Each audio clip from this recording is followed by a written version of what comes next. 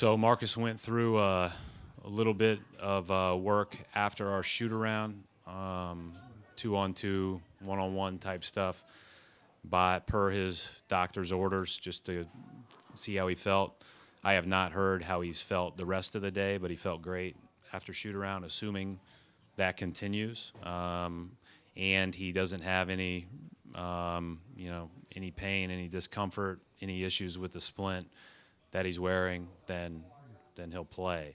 Hasn't played in 6 weeks, so hard to say how much, but certainly will play, and we'll go from there.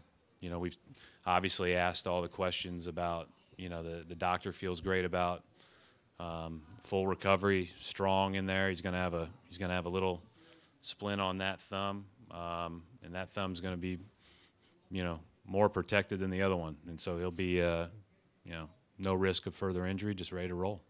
And what kind of an emotional boost maybe he could give the team? Well, I think that certainly can happen, and at the same time, I think then the game kicks in after a certain amount of time. So the most important thing is to focus on what you do best and get in there and do what you do best. Obviously, we're better with Marcus Smart. That's not I don't think that's debatable. Brad, I just wanted to clarify. So Marcus will come off the bench if he's good to go, or will? Yeah. And then you said no minutes restriction because of the medical. I didn't say no minutes restriction. I don't know that if he has a minutes restriction, but he won't play 35 minutes tonight. So regardless, because he hasn't played in 6 weeks. Hi, Brad. During that shoot-around session he had, did that include contact, or is he going to be getting his first contact tonight? No, it included contact. Coach, sorry to push back to Marcus Smart, but when a player hasn't played in 6 weeks, how do you balance the amount of time you give him in a game? Because usually you have some lead-up time, at least being able to see him in practice, but you haven't had that option just with full, 5-on-5 play or anything like that. So how do you balance that? Marcus is the only guy I can say this about. He's been here for 4 years, so I think I know him. And so I think we'll just ride with what he's always done for us, and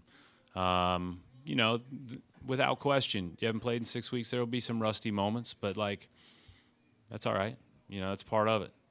Hey, Brad, just back to Marcus one more time. Yeah. Who else was in that 2-on-2 that he was working out with? We had a couple of our coaches out there, so it wasn't like a full-blown 2-on-2 and 1-on-1, but it was more of just kind of a jog through, put a body on people, those types of things. So Barlow was the main guy, and I mean anybody in here can beat Barlow, so it's just a matter of getting a little physical.